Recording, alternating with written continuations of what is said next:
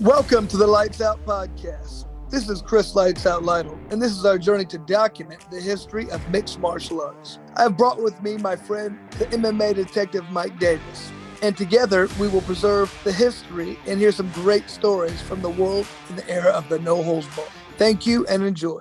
Okay, welcome back, everybody. Happy to be here. Got a special treat for everybody right now.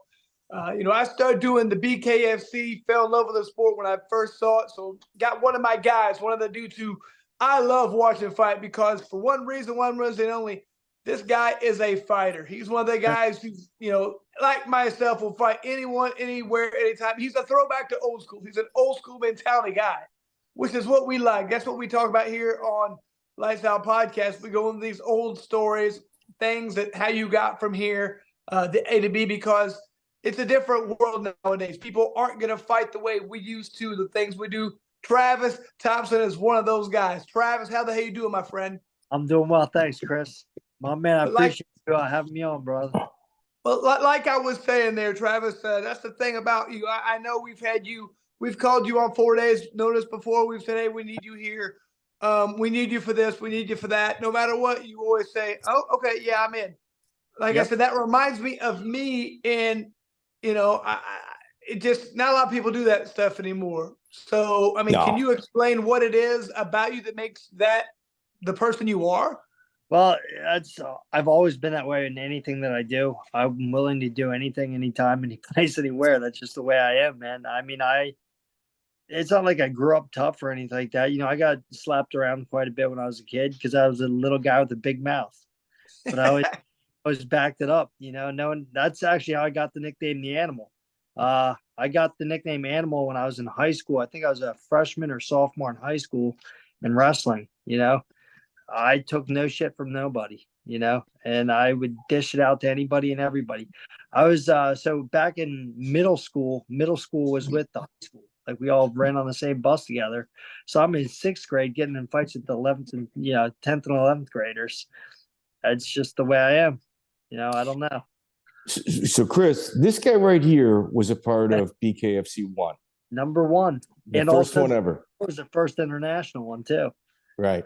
Yep. Let's go back to number one. How did you sign up? Where does the connection come from? And did you think that the event was actually going to happen? Well, so Dave Feldman, his dad, Marty Feldman, was my trainer in boxing. So I was like, I boxed. I couldn't even tell you what, 12, 13, 14 years. I don't know.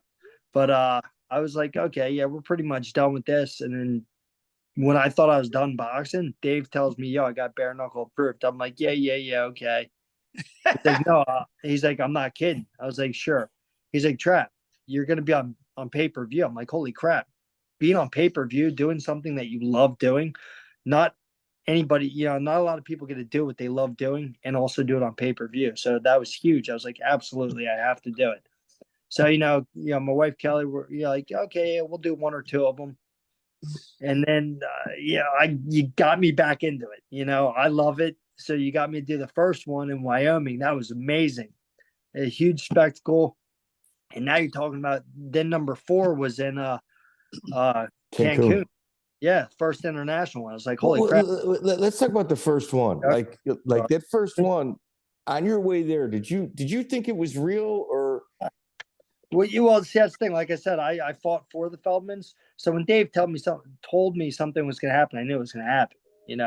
I never had to question anything Dave ever told me. So if he told me it's going to happen, it's going to happen. Then come to find out later on that there was all these like threats and everything else going on with the whole thing. I never knew anything about that stuff. I never had any hard times with anything. But I heard some stories. Had Dave been telling you for years he was close to getting bare knuckle or was trying to get bare knuckle and you're like, whatever? So you did know that? He kind of spoke about it a little bit, and exactly. It's like, yeah, okay, sure, whatever, blah, blah, blah. Right. And then it's like, no, I'm really doing it. I was like, holy shit, you seriously got it approved? Like, this isn't going to be like underground crap? He's like, no, dude, it's like sanctioned. I was like, wow, that's crazy. So that Travis, one of my big regrets, well, not really, but a problem, like Nate called me about being on BKFC 1, and I was like, I was all in. I was like, oh my God, I'd already done one in England. I was excited. I said, what's the date? He said, June 2nd. I said, God dang it, my daughter's getting married that day. Oh, and man. I tried to get them to reschedule. They weren't going to. She couldn't move the date? She couldn't move the date? Right. Well, it's been planned for about 8 months. So I kind of jokingly said something. They just kind of gave me this glare. I was like, I'm just kidding. Yeah. You know, Yeah. I found my way out of it, but man, I really wanted to be on that first. You know what I mean? And then because that's historic. You know what I mean? But then I told him as soon as the day, I was like, man, I promise I will do the second one. That's awesome. I did do the second one, but I was very disappointed I didn't get to do the first. Yep. So the one cool thing is that I was the first person to. I mean, I lost the first one, but Reggie and I were the first people to go the distance. So I thought that was pretty cool. And the one thing that Junior said to me, he said, I effing knew it. Like, out of everybody here, I knew you were going to be the one that was going to do it. Like, we're kind of like losing our crap because, everyone's getting knocked out. Everyone's getting, cut. Like, it's new. So even refs, they didn't know how to, so it was, he's like, I knew you would do it. I was like, dude, my man, I appreciate that. How was the rules meeting for BKFC one? What was Feldman like given the rules? Oh, they were nervous as shit. Like it's, Dave will never tell you this, but the dude, he was like, oh shit, we're really doing this. Like, so he was like nervous trying to do it, but he won't tell you but he's totally different. If you see him in the meetings now, it's just going through the motions for him now. Dude, but he's such a professional now. He's such a professional now. Like, he's here's the thing. Do you think anybody else could tell? Because you've known Dave for years at this point. Everybody else, most of those guys have just met him. No, exactly. He's a professional. He knows. I can tell by looking at the guy, dude, you're sweating. Like you're scared. He's not scared because the one thing you got to know about the Feldmans, man, they believe 100% in themselves as they should. That's one guy, Dave, even Junior. Those guys, when they say they're going to do something, I'll stand right behind them knowing that they're 100%. I know they're going to pull it off. So, like, you kind of watch him doing the whole meeting and everything. He's like, he's not stuttering over anything, but it's like you can just see, I can see a little bit of him. Like, dude, really? Come on. Like, this ain't shit. Like, we do this all the time. So it was pretty cool to watch it, though. What about the other fighters? Was there a lot of nerves going on? Was it kind of like a UFC one where people were just all starting to yell at each other? So to be honest with you, like I'm not someone that you want to be in a locker room with because I'm like I've been doing this a long time. First thing I do when I get in the locker room, I take 3 seats right away. One for me, one for my trainer, one for when we do our the reps, the hands, all that shit. Those are mine. You don't touch my shit. You don't go near any of my stuff. Like I'm not a nice person to be in a locker room with. But I mean, a lot of people are like, oh shit, like we're really doing this. Like they had that mentality. I don't care. It's a fight. Whether that's like it didn't matter. Like that's the whole thing. Like, let me interject a little bit here. So Travis is like, if you look at his record, you're going to go, okay, he's a 500 fighter. Yeah. But then when you look at his record, you're like, decision. Holy shit, this guy, Trav, your ability to absorb pain and but also expose people while doing so is truly incredible. So like some other people would be sentimental in regards to it being the first fight where you're like, nah, man. Dude, let's just get this over with. Well, let's do it. It's exactly the way I am, though. It's like, if you ever listen to my interviews, whenever I do them, like Chris obviously has heard them all, but it's like, what are they going to do to you? What the hell are they going to do to me? Like, what are you going to do? Punch me in the face? Yeah, that shit hasn't been done before. Come on. Like, there's nothing you're going to do differently to me that everyone else hasn't done. Like, with me, though, you're going to get somebody that will not stop for nothing. So like you were saying, like boxing, bare knuckle, all this stuff, like I can absorb pain. Pain doesn't bother me. I'm good to go. You punch me in the face, cool. So what was it? Mike Tyson always had that, the one line was, everybody's got to punch in the face, right? Well, the thing is, my plan is to get punched in the face. So what the hell do you do with someone like that? It's hard. So Travis, walk us. Go ahead. Guess who his first opponent is? Reggie. Reggie Barnett, dude. One of the best fighters we got. So, hey, tell us. I mean, and maybe Mike, you might want to jump in how this goes, but how did your dive into fighting come? Was it through boxing, MMA? How did walk us through that? Okay, so actually, the first fight I ever did was an MMA fight. So my buddy, you've seen all my stuff says Kling Law on it. I've known this kid since I was probably 12, 13 years old. Yeah, I'm 40 now, so I've known him for like 28 years. So I used to follow him. He was a year above me. I used to follow him around doing everything. I played football with him in seventh, eighth grade. Then in high school, he's wrestling. I'm like, what the hell is this? Like, I'd never did. He's like, dude, you're a tough kid. Like, no one ever screws with you. Like, why don't you come do it? All right. So I got into wrestling. So then we get done high school. He goes off to college. He wrestles for Lehigh University. So I went, he wrestled for them as a walk-on. That's impossible.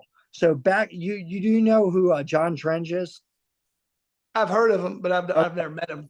Well, back in the real early 2000s, so like 2000 to 2003, like Lehigh was like top 3 in the nation. They were huge. Good. So he was a walk-on and he broke the starting lineup. So like that's ridiculous. Well, they ended up doing, because MMA got really big, late 90s, early 2000s. Everyone wants to do it.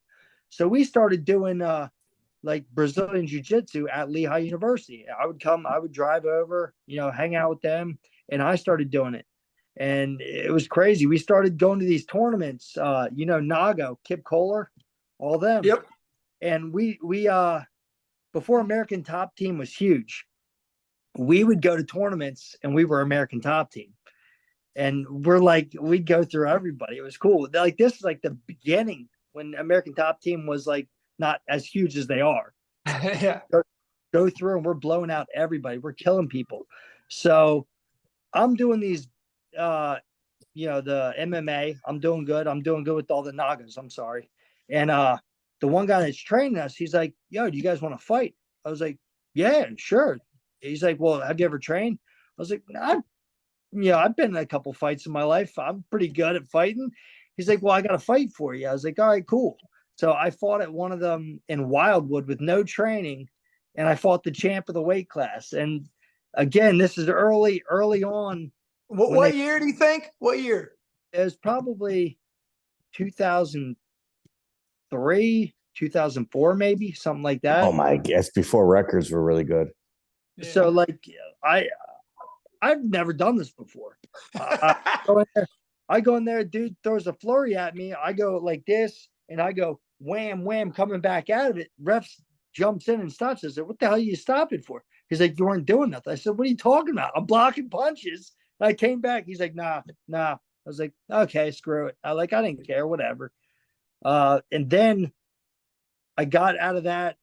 I just did the Nagas, did all that stuff, and I actually ended up getting into boxing.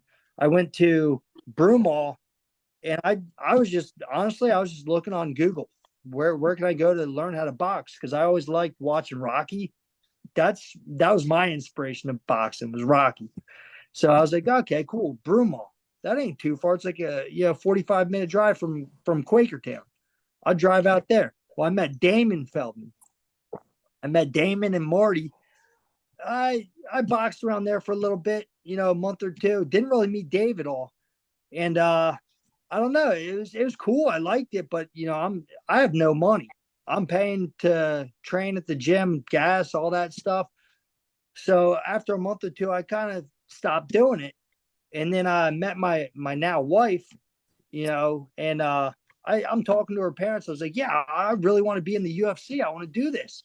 They're like, okay, well, if you want to do that, you got to get boxing. You got to get some training. I was like, all right, cool. So they're from like Drexel Hill area. And I was like, oh yeah, I know a place around here. It's like, Marple Sports Arena. They're like, oh my God, we know that place. They brought me there. They paid for my first month for me to train. Wow. And met Dave Feldman. And I was like Dave and we hit it off right away. It was cool, you know. So Dave taught me a lot. Marty taught me a lot. And that the rest is history. I started boxing with the Feldmans, and that was it. I think I did 2 Toughman competitions.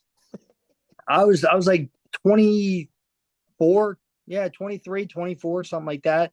And this one kid, so Damon was the promoter for this fight, and he's like, "Yo, you're my man. I got you. Don't worry about it. I'll get you a dude your size, your weight." I was like, "Awesome." I go to the weigh-ins. Dude's like 6'1", 6. Yeah, I was like, yeah, I'm like 3 foot nothing. I'm 135 pounds. This dude's like 6 foot tall, 185, 190 pounds. So he makes a big mistake of like kind of like chesting up to me and like kind of like being a dick to me. I was like, yeah, that ain't gonna fly with me. So we're boxing. What are they? 2-minute rounds, I guess it was. Yeah, 3 2-minute rounds, something like that. And he starts pushing me. He's talking crap to me. He's talking smack. He's like, yo, you're gonna have to try a little bit harder than that if you want to hurt me. I was like, yeah, okay, cool. So I like bump him a little bit with the shoulder, throw a right hand. He starts calling me some expletives. I was like, all right, cool. Dave breaks it up because he was the ref. I go in with an overhand right. He's coming at me, overhand right over the top. His legs went up over his head. Knocked him back, huh? Knocked him right out cold with a headgear on and 16-ounce gloves. Hey. So I'm like, yeah, that's awesome. His parents got in the ring. They're like, thank you so much. Thank you. He walks around the house like he owns the place. It's the first time he's been, he's lost. So I was like, wow, that's pretty cool. So Marty comes up to me. He's like, what do you think? You want to be pro? I was like, okay. Like I'm 24. Did one amateur fight. Yeah. So that you could be 23, 24 years old and be, an amateur. I'm like, whatever. Yeah, I'll do it. I don't care. So then we made sure, yeah. Yeah. I never knew that though, So I go, cool. So they do a fight in Delaware. And I had my pro debut in Delaware. I lost a split decision there, and that Clinton Douglas. That was because my mouthpiece came out. So Marty, as soon as that fight was over, the very next week, he took me to a dentist to get like a real mouthpiece. The good kind. Yes. He's like, don't worry about it. I got it. I'm like, my man, thank you. Chris, I've heard a lot about Marty. Like Marty, I've heard from a lot of people. Would you mind letting us know what Marty was like? Marty was a great dude. He is the epitome of an old school man. Like he's you watch the movies, like you don't mess with the old guys, right? Like what was that one movie with the 2 older brothers? Like the lion, whatever. Anyways, he was a great dude that would do anything for anybody, but he knew his crap. And for Dave and Damon, it was funny as shit, because Dave, Damon, they'd tell me something. Marty be like, they don't know shit. They don't know nothing. Like I'm the trainer. They're only telling you shit they hear from me. They don't know nothing. That's how he was. He was always like that with Dave and Damon all the time. He was always on their ass. Anybody else, he was nice as could be to. Kelly would come in. My wife would come in. He'd give us gift cards to go to Cascada Cafe, which is like a restaurant right there by them. We used to get them every year. He'd always hook us up with stuff. Marty, I love Marty, man. He was like, he told me to do something, I would do it. Anything and everything he said. Anything and everything. Now, looking back on it now, is it a little surprising or not so much that Damon set you up with a fight, a guy 50 pounds bigger than you, or is that kind of par for the course? They knew I could handle it. Like, that's the thing. That's why Dave will put me in the fights he puts me in. He knows 100%. 100%. Yeah. I mean, that's a badge of honor to have. They know that they can do. I mean, man, if you've been around the fight business, people like you are invaluable. Somebody who's always going to be there, can always put on and can fight anybody. You have to have them. You have to have people like you that don't just fight anybody, man. You're a promoter's dream, because too many people are the opposite. Like, I won't fight this guy unless I have, the right height and my, the temperatures are right, and I got my yellow M&Ms or whatever. Like, I can't deal with those people. I don't like those people. I heard that stuff. I laugh at them. I'm like, dude, shut up. Like, I can't stand that stuff. They want to talk all this stuff. They want. Are you a fighter or not? You know what I mean? Are you a fighter? Do you hit a fight? If not, get out. You're not my kind of fighter. That's exactly right. Exactly right. 100%. And you know what? That's so where I'm from. I live in Pottstown, but I always went out to Broomall to go train. I would go all throughout Philly. I always went everywhere with Marty. So we would go to Schuler's gym. I'm training there. I don't know if you know Steve Cunningham, USS. He was a world champ. What was he? A cruiserweight, I believe. But great champ. Rock and Tiger, they were in the Olympics in 2012. Carl Dargan. These are all like elite level boxers. Nassim Richards. I'm sure you know who that is. That was their dad. So these guys are the elite boxers around. I'd be sparring with Rock Allen all the time. Rock Allen, Carl Dargan, and Marty'd be right there with me, man. I loved it. Did you ever know a boxer out of that area named Omar Pittman? I've heard that name. I don't know him, but I've heard of the name. Yes. Okay, I just know I boxed him once. It was a tough fight. So he's a tough guy from Philly. I was like, man, it was a good one. That was what I was saying was like, you're saying like, are you a fighter or not? And that's what you get when you're in Philly. Well, if I could kind of magnify that, the first time I saw you fight live was in Cancun, Ivan Roca. And I remember like talking to you after that going, man, bro, you're really going to be hard to beat because I saw your grit. I saw the grit and I'm like, man, that dude's a real deal. Like you can't fake that type of funk. And you were like, yeah, I lost already. And I'm like, no, you didn't. And you go, no. Yeah, I did. The guy, Reggie Barnett. I go, yeah, I don't believe that. I just don't think you've lost. I don't care. I'm like, nah, I just don't think you did. That's because like that second one I actually had like time to train. So what a lot of people don't know, like I have a landscape company. So, and I also work at construction. I have a wife. I got 2 kids. I'm always doing stuff. So it's hard for me, spring, summer, fall, for me to train. So if you look at my career, the majority of my losses all come in spring, summer, fall, because I have no time to train. That goes with everything. Chris, BKFC 8, Dat Nguyen, his opponent falls out. Yeah. Now this guy's our champion. Now, and dude, not only is he our champion, he's murking people. Like he is just like adapted to bare knuckle more than anybody else. Travis, how much time did you have to prepare for that bout? 4 days. But here's the thing. Okay. So here, let me just stop for a second. So up a weight class. 4 days notice, right? 4 days notice. So that means 5 days before I was drinking. I'm banging. Like, so this goes back to Marty. With Marty, you're not allowed to do anything. You're not allowed to drink anything. You're not allowed to eat stupid. No sex. Like he's so old school. It's like she'll ruin your legs. She'll weaken your legs. Get rid of her. I'm like, that's my wife. That's my wife. He's like, my lady. I got kids. You don't need that. You don't need that. Like, all right, Marty, you're right. So a month before, you don't do nothing. So the fight with Dat, I had 5 days before, I'm doing whatever I'm doing. I don't know nothing about a fight. They call me, yo, we got a fight for you. I said, let me guess, you want me to fight Dat? Yeah. I was like, what do you? I was like, are you effing kidding me? That's all. You want it or not? I was like, fine, I'll be there. No, wait. No, let me. You're up a weight class. You're on short notice. No, it wasn't up a weight class. They kind of accommodated. I laughed.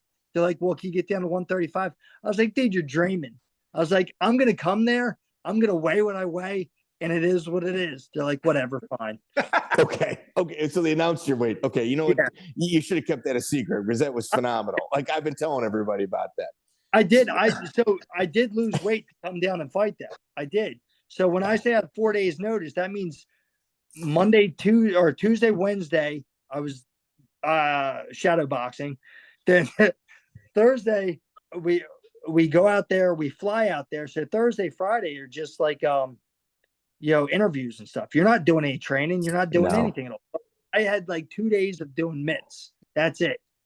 But Trav, Chris, I remember watching him, and dude, you gave an incredible effort. I appreciate that. After that fourth round, I'm not going to say your head looked like a pumpkin, but it wasn't pretty. It was not pretty. But that's the thing. The funny part is everyone says it. Like, how do you do it? I was like, what? You've never been punched in the face before? I was like, it don't bother me. It's not going to hurt. It just looks bad. But the funny part is the very next weekend, it didn't even look like I was in a fight. That's Chris, what people realize about bare knuckle. They think it's so barbaric. It's all superficial cuts. Within a week's time, it looks like nothing ever happened. Chris, I say to the everyone around me, I go, man, the guys took this on last minute notice. You're still farmer tanned out. Oh, in yeah. between the fourth and fifth round, I said, man, everybody in my section is like, that guy's already got our respect. You know, the fight's kind of gotten away from him based on your lack of training. And I'm like, you shouldn't have went out for that fifth round, and no one would have lost respect for you. Yeah. I don't you care. Still did it. You still went out. You finished the fight. I never quit. That's one thing I don't know how to do. I don't know how to do that. Like, and that's funny. I lost to Dat, and it was really cool. As soon as I lost him, he's like, dude, you really are the animal. He's like, holy shit. I was like, dude, that's more to me than, getting my hand raised. That's respect. Well, and a lot of people, like at the beginning of that fight, they knew, okay, they're bringing this guy, Dad, he's supposed to be this and that. And you're fine, like, man, I mean, he fought a guy on 4 days' notice and he didn't take him out. But, the people knew it was going to, like, yeah, but doesn't mean what you think it means. Like, we all knew that what probably was going to happen. We probably thought you'd go in there and hang it for a minute, but then you couldn't because you didn't train. You know what I mean? But sticking in there, I mean, it was a big deal, So, everybody knew that was going to be tough for Dad to go out there and look good against you. And I think it was just good for everybody. You know what I mean? That was what he needed to go out there and go some rounds. You know what I mean? Yeah. The funny part is he hit me with an overhand right. Like he clean overhand right. He hit me in the face. I was like, cool. Now what? I just kept like, you hit someone with an overhand right. It's lights out. He hit me. I kept walking out. I was like, now what? I was like, the guy prior to that, he fought, it was an Abadil Velasquez.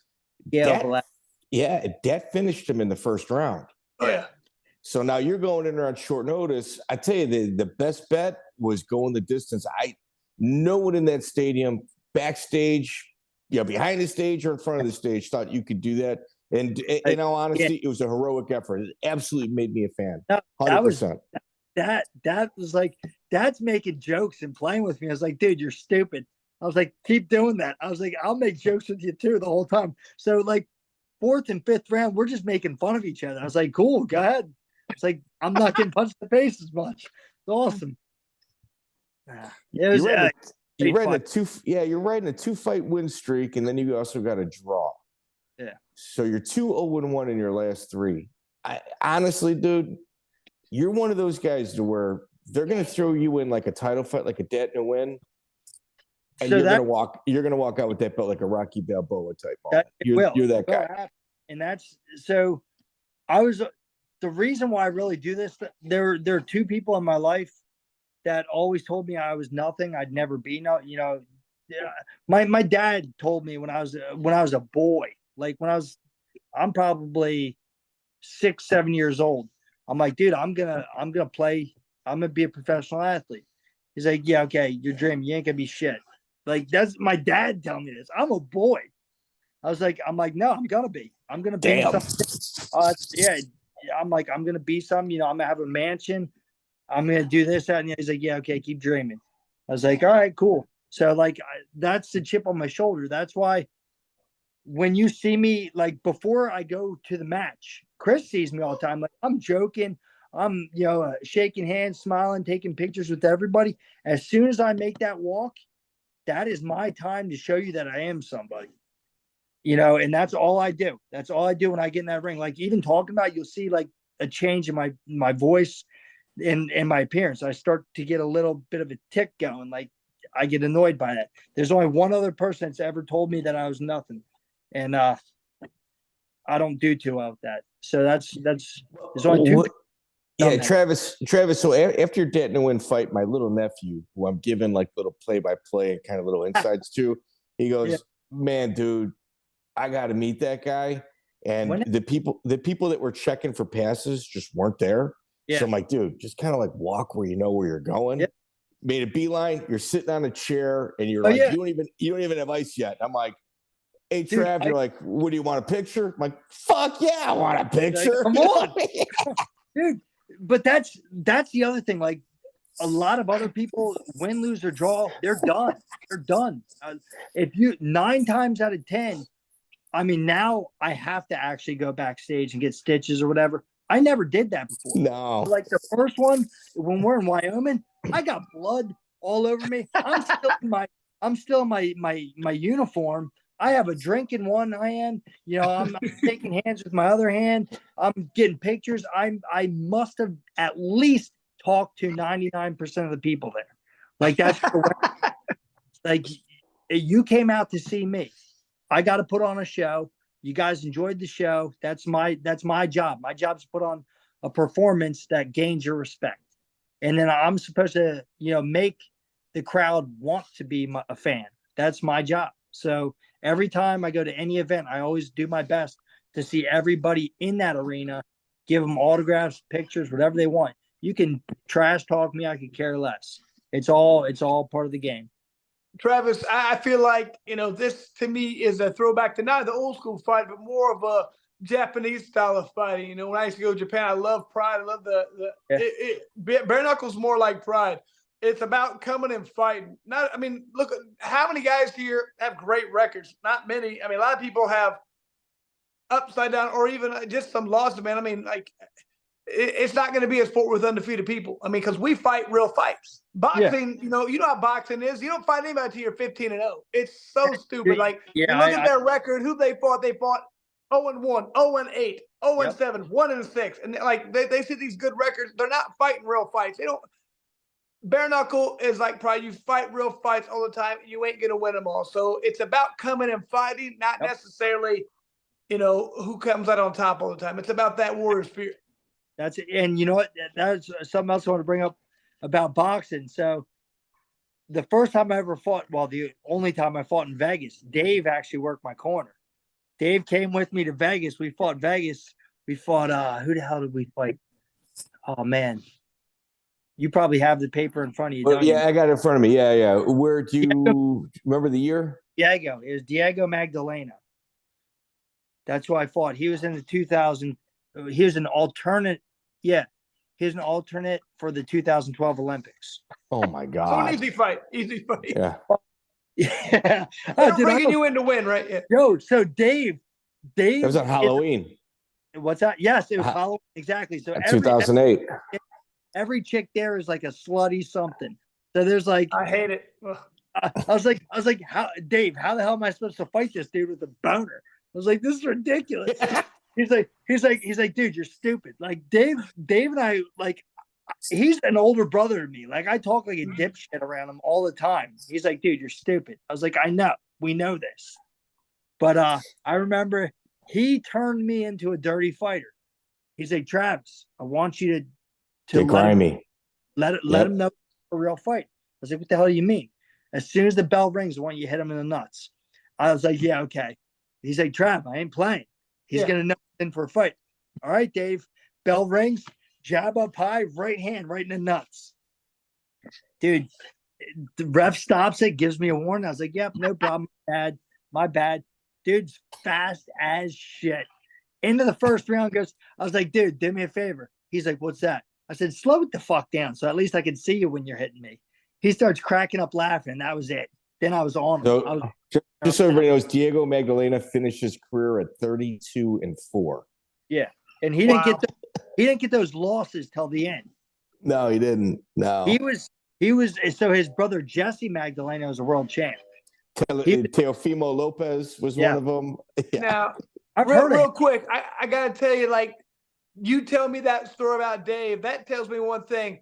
Dave understood the fight game, because I remember being there with my people, and I remember when a guy hit me once, he's like, Chris, the next punch, you have to hit him like real low, like not even hit him in the thigh. Let him. You were sending a message to be like, you ain't gonna do it to be like it. So Dave had that's a psychology part you wouldn't know as a new fighter. You got to tell this guy right away. this ain't what you thought it was going to be. It's not going to be a walkover. I'm not here to lose. I'm here to beat your ass. So that's what that message was about. And I understand it.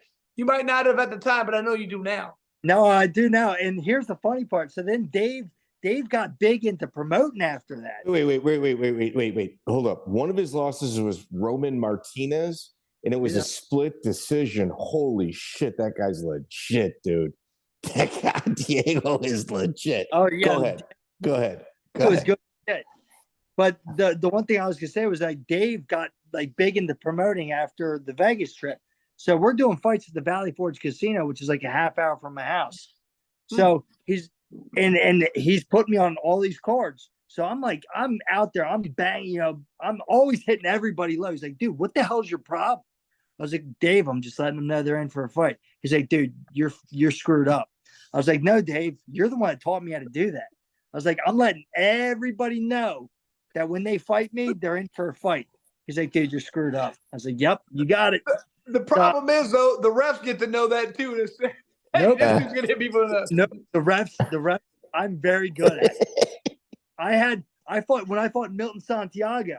Milton could tell you this, okay? I hit him 5 or 6 times in the nuts in the one round. The ref stops it and gives him a warning for hitting me low. I said, thank you. It's getting out of control. He keeps hitting me low. Milton Santiago was 7-0 when you fought him. Ended his career I think he ended his career because he had some sort of medical issue. He was 17-0. He was being groomed to be like the next big thing. Yeah. And the thing was with Milton, that was a 1 or 2 week notice. Like that was nothing. I need money for Christmas. That's what that fight was. So we fought at the Harrah's in Philly, which is where he's out there. I was like, no problem. They wanted us to be like main event, co-main event, because they're like, dude, Milton's good, but Travis is like he's experienced. He knows what he's doing. It's gonna be a fight. They're like, nah, we'll keep it like I think we're like 3rd or 4th undercard. Like I was like, whatever, I don't care, dude. We got fight of the night. It was awesome. So Chris, I think both of you guys fall into this category. There's the public that gives adoration to the fighters, and it hits a certain level. And then there's locker room respect, where you talk to all the main event guys, and you say, where does this person rank? And they're all like, oh, like a Jeremy Horn. That's one of the top guys. Right. Travis, I think without a question or a doubt, both you and Chris fall into that locker room respect conversation. That's very high amongst your peers. I know Chris does. I mean, I'm just a tough dude. That's all I got going for me. I'll do anything I can. It's just my job to put on a show. I always do my best. It's my job to perform. That's all. That's all I care to do. I don't care about wins. Don't care about losses. Do I want the belt? Yes. I want the belt back. You really don't. But here's the thing I've learned about boxing, especially Travis. I just worked with a guy in Canada, Ryan Ford, and that guy's had about 28 fights. Yeah. Maybe 26, but 19-7 or something like that. But I went and looked at every one of his losses. He's fighting in Europe versus a guy who's 18-0. He's fighting in Europe versus a guy who's 18-3. He's being brought in as a B-side every time. And even if he's winning some of these fights, he's not going to win them. So it's just like, if you don't have somebody behind you putting a lot of money, people don't understand that. I mean, like you're just, I mean, unless you have somebody behind you, you're never going to make it in boxing. You're going to be a guy. You're going to be a guy people want to fight because you can sneak up and knock out one of those good guys, but they don't understand like the true hardcore grinders that are out there and people that actually make those good guys. Like if they can beat one of a guy like yourself or like myself, that puts him in upper tier. And that's a fight they have to go before they get to a world title fight. They have to fight guys like us to get there. You know what I mean? Yeah, you're supposed to be like a gatekeeper. I get it. Yeah. I totally understand it. I get it. I totally get it. I'm tired of it though. Like that's the other part of it. Cool. Let me be your gatekeeper. No MFers getting through. Because I'm not. It's like don't worry about having people coming on because it's not going to happen. I'm going to end them. Yeah. Influencers. What do you think about the influencers starting to come over here? So I care less. That's fine. Come over, but you're coming to fight me. I don't give a shit how much you weigh. You could be a heavyweight. I'll bump up and kick your ass. I don't care. Like, so I will give Bryce some credit, respect, definitely.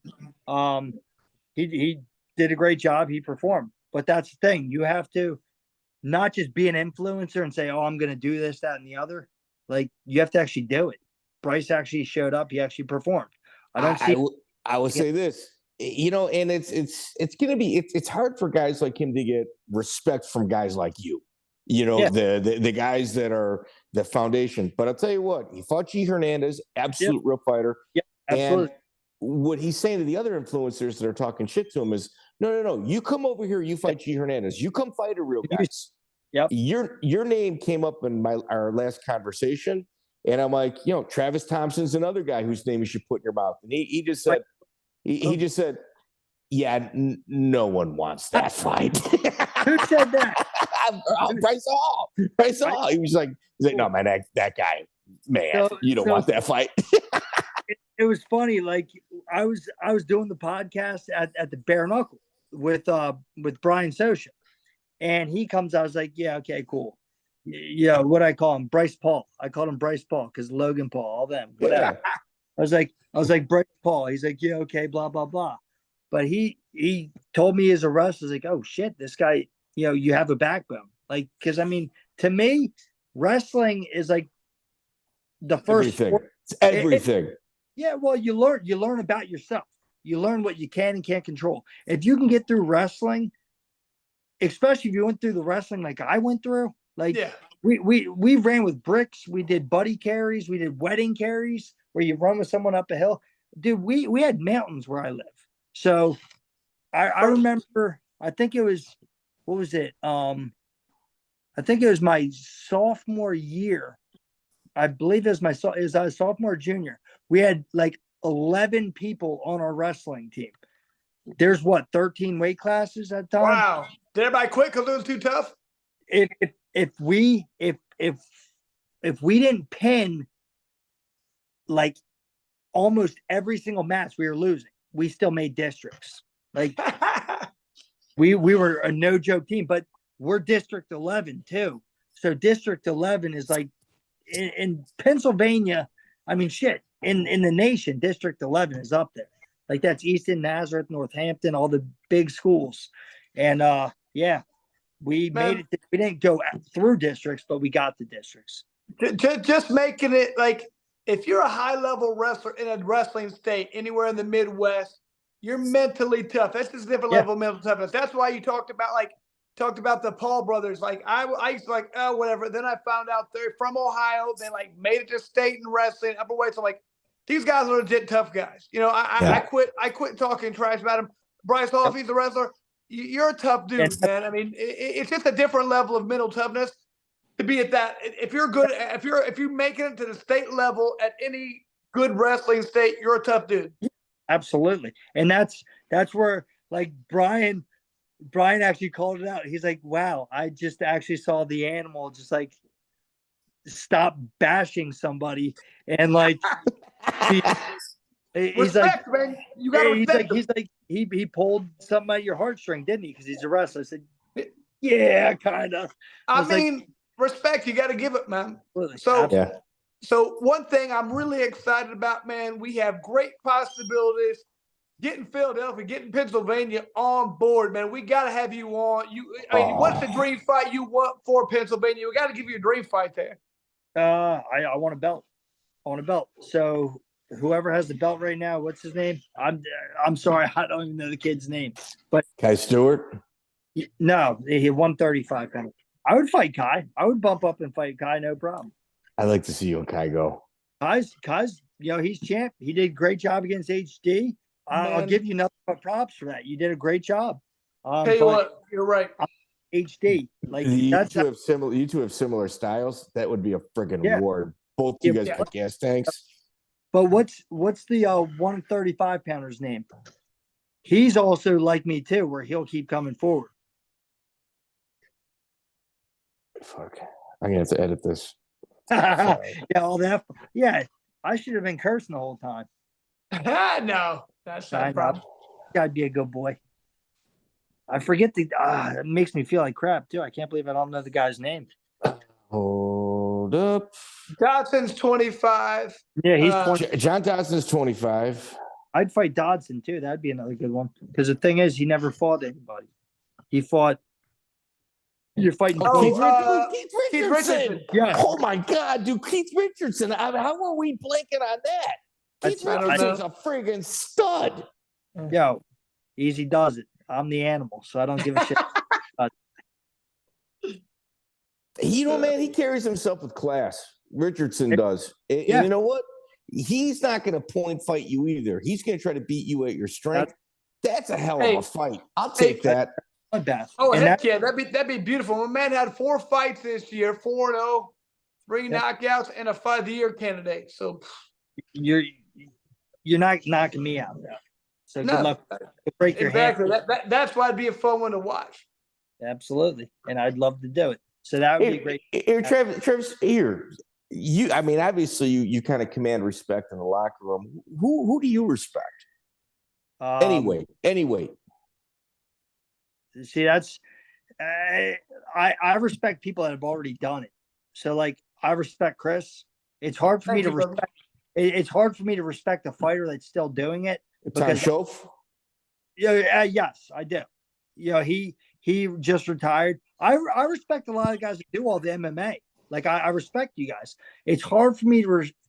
I'm sorry. I shouldn't say that it's hard for me to respect someone because I do respect a lot of the fighters. But you're not going to get me shaking hands, hanging out, hugging. I don't do that shit. I'm here to fight. I don't really care to talk about that shit. Like even like Ryan, like he'll tell you when I was down in camp for him when I fought last year when I fought David Diaz. All I did, I was staying at his house for a week. I'd wake up, go to the gym, come back, say what's up to everybody, go to sleep. Wake up the next day, go to the gym. I go to the gym 2-3 times a day. Like I would do it all day, every day. I don't do anything else. That's like everything's a job to me. So I'm only focused on fighting.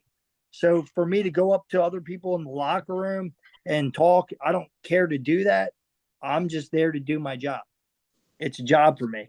And that goes back to like the old school ways. Like the old school ways are you show up, you put on your show. You do your bit. You do what you're there to do. Then afterwards, we can hang out, have fun, do all that stuff. But I do like Lorenzo's a good dude. Brito, I love Brito. Alvin Brito, yeah. Even Reggie. After Reggie and I fought, I came and I went to one of his fights that he had in where was it? It was in PA, but it was up north. So I ended up going up there to go watch him. I brought my wife there and we watched him box. That's good stuff. Yeah. Yeah. Hey, there's some camaraderie. It's hard to do that for me because I'm hard. Well, especially if it's on the first one. But Trav, I'll tell you this. You're one of those guys where you better bring your lunch to work. And if there's just this much bit of quit in you, you're gonna get there. You're gonna get there. Yeah. Yeah. And that's I don't know how to quit. You show me a weakness and I see it, you're dead because I'm going for it. Like you wince the wrong way. Cool. So when I fought, you were saying Diaz. I'm sorry. David Diaz. No, I meant the Mexico one. That guy. So check. Okay. Santiago. Yeah. When I fought him in Cancun, you're talking about Ivan Roca. Ivan Roca. Yeah. One thing Marty always told me, you never chew gum. You never chew gum. You don't weaken your jaw. Don't do it. So what he would have me do, he'd make me bite down on a towel. Towel's wrapped around a 45-pound weight. And so you're strengthening your jaw. I'd be doing neck exercises, but I'm strengthening my jaw while I'm doing it. So I see this dude chewing gum, I'm like, you're fucking dead. And then he's also using a sauna. I was like, cool, your legs are weak. I said, don't even show up tomorrow. Oh, yo, I was like, no, don't talk to me because that's not going to get you anywhere either. Because so he comes, tries to do his shit. I hit him with an overhand right. I stepped over top of him, never even looked back. I go like this. I think there's a picture of it somewhere, but I stepped over top of him, wiped my hands. in the corner. I was like, it's over. Don't worry about it. So I'm all excited. And who the hell was the ref there? I forget who the ref is. But he comes over. He's like, Trav, do me a favor. Calm down. I said, why? He's like, he still hasn't moved yet. I said, I don't give a shit. He's like, Trav, really? I was like, whatever. Yeah, Trav, like if you look at your last 5, your last 6, you're 4 wins, 1 loss, 1 draw. Yeah. You can make the argument. You can make the argument to kind of slide you into a maybe 1 fight and then a title. You're right there. What do you want now? How about let's get you a fight right now? Because who knows when Phil is going to happen. So let's get you a fight and then get you ready for a title. Who you want to fight next? Anyone with the mouth. I could care less. I can't stand people that want to run their mouth. So, damn, I gotta think. I honestly really don't know. Yeah, you're not the type of guy that like reads a contract. You don't really read the contract. You just kind of sign it and send it back. And I swear these motherfuckers do this on purpose because like, yeah, how cheap can we get this motherfucker for? Because like in the beginning, dude, I was doing it for like nothing. Like he's like, yo, my man, my man. My man. Yeah. So Dave's always does my man. I was like, Dave, from now on, stop with that shit. He's like, why? I think every fucking time you say my man, you're getting ready to fuck me. I was like, just fuck. I was like, so, and that's what he does. He starts laughing. He's like, nah, bro, my man, it ain't like this. I said, no. I said, fucking stop doing that. Stop it with my man. I know what the fuck you're doing. Don't do that. Hey, man, like, it's hard to get a read on him sometimes. He'll say something. I'll be like, is he messing with me right now? Is he serious? I feel, oh shit, but like sometimes he'll just say something and he looks at you serious. I'm like, I don't know if he's being for real or not. But then I'm like, yeah, he's bullshit. You got to do the same fucking shit to him though. I do it to him. That's why he probably fucking hates my guts because I'm the only person that can like read him like that, and I spit the same shit right at him. So we were there. What was the green haired kid? What the hell was his name? Oh my god, dude. Brandon, whatever. Brandon, yeah. So I remember he was at the one in Florida for that, the trials or whatever. And Joe Riggs almost murdered him, like to death, like actually murdered him. The funny part was we're at the tryouts and he's there. Oh, Mr. Feldman, thank you so much. I was like, dude, first of all, how the fuck can you talk to him? He's like, what do you mean? How can I talk to him? I was like, well, his dick's in your mouth. So how can you talk to him with his dick in your mouth? He's like, dude, really? Why you gotta say that to me? I was like, get the fuck out of my way. I was like, Dave, you're a piece of shit. Go screw yourself. I was like, that's how you talk to Dave Feldman. And Dave goes to me, he's like, fuck you, you fucking midget. I'll kick your ass. I was like, see, we got that rapport. Yeah, we're good. Yeah, we're good. You see, that was the reaction you're looking for. Right. But he's like, that's all Dave and I do. He's like, so how's your wife and my kids doing? I was like, yeah, okay, Dave. Like, you haven't said that like 30 fucking times. I was like, you might be right because my son's already taller than me. I was like, well, yeah, like Dave was at the wedding. Dave was at all that stuff. Trav, I'll tell you this right now, man. You got a world of respect from us. We've been meaning to do this forever. We've been meaning to do this forever. I got a ton of respect for you, man. That means more to me than you guys know. Like that's what it's about for me. So one of the biggest beefs I have with any of the fighters is Jack Grady. I hate that guy. He's the biggest piece of shit. And that's not like I don't do this for cameras. I just can't stand that dude. Yeah. What you guys didn't see on camera, I wish they had it. When we were in New York, I was there already because I had to go do like blood work and stuff. So I'm in Buffalo, did all this. I'm at the hotel. I go check out the arena. He comes walking through. He's like, that's right. The show's here. I'm glad you showed up. I said, showed up? I've been here for 3 fucking days. I was like, it's real simple, dude. I said, I'll break your fucking jaw, kick your ass, go the fuck home, make more money back home working than I'm gonna make tomorrow. He's like, no, it don't work that way. I was like, no, it does. I was like, and you know what? You're a cunt. He's like, oh yeah? Why's that? I said, well, the reason why you're a cunt is because I just called you one and you didn't do shit about it. If you called me a cunt, you'd be choking on your blood right now. He's like, He's like, no, save for tomorrow. I said, no, you are. You're a cunt. Don't share the fuck up. So, like, you remember Mort? Mort was there. Yeah. Mort's like, Trav, stop. I was like, dude, he's a cunt. He ain't going to do a fucking thing. He's like, Trav, I wish I would have gotten that on videotape. I said, I wish you would have too, because there's no one else there. In my press conference, I was like, this dude, he's a bitch. He's a camera bitch. So when a camera's on him, he's going to run it. He's going to puff out his chest. He's going to yell. He's going to do this, that, and the other. I'm going to tell you what I think whenever the hell I want, however I want. Like, that's what I do. That's all I did. So camera is on for the weigh-ins. He yells at me and pushes me. You saw me arm drag Tom, and Dave grabs me by the back of my neck. He's like, don't you ever touch Tom. I was like, dude, I'm so sorry. I go, Tom, I'm so sorry. He's like, Trav, you're fine. I knew what you were doing. Yeah. Like, Tom Scanzo. Yeah. Yes. He's like, Trav, you don't ever have to apologize to me. You're not going to do nothing. I know. I was like, yeah, I want to kill that fucking piece of shit though. And when we fought, the last one we just had, when I fought Ryan Reber, this is no joke. He was at least 40 yards away from me. We're in the parking lot. I'm in my three-piece suit. I see him. He's puffing. I was like, dude, take one fucking step towards me. I'll come over there. I'll beat your fucking head in. And, you know, Keon's with me, my trainer. He's like, Trav, stop. I was like, no. I'm like, take one fucking step. I'll beat the shit out of you. Wouldn't take one step. And I'm literally, he's 40 yards away from me. He's the entire parking lot away from me. He wouldn't take one step.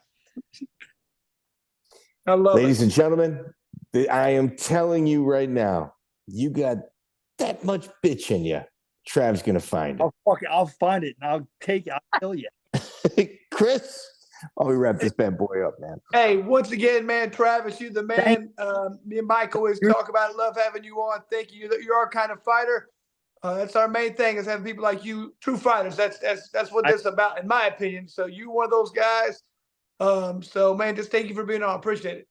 And for a real fighter to say that to me means a lot. I appreciate that. Thank you very much. Well, we can smell our own, dude. It's same as same. You know what I mean? So, Pretty easy to spot. Easy to spot. Guys, thanks a lot for having me on. I had a great time. You guys are great people. Thanks for your time, brother. See you soon, hopefully, buddy. Check out the full interview on iTunes, Spotify, and all major podcast platforms.